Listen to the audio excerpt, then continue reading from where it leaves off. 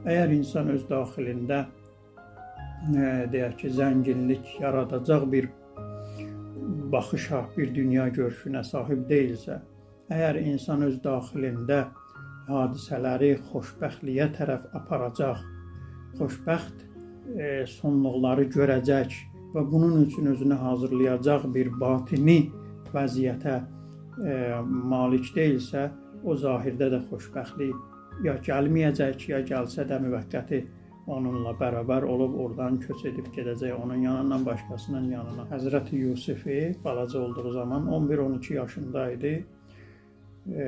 Böyük, güclü qardaşları apardılar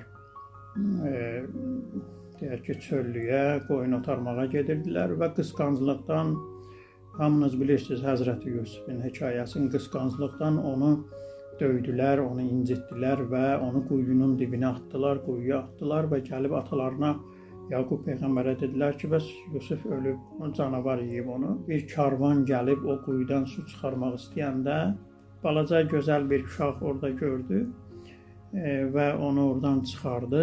Gözəlliyi ilə ətrafdakıları heyran etmişdi və hamı buna baxırdı, mat qalıb baxırdılar buna və təsəvvür edin, tanımadıqları bir uşağı həm istəyirdilər, həm ürəkləri yanırdı və bir nəfər o baxanların içərisində uca səslə dedi ki, bu yazığa, bu məhruma rəhm edin. Bu yazıqdır da, bunu hər şeydən məhrum olub, buna rəhm edin, bundan işiniz olmasın, bunu incitməyin.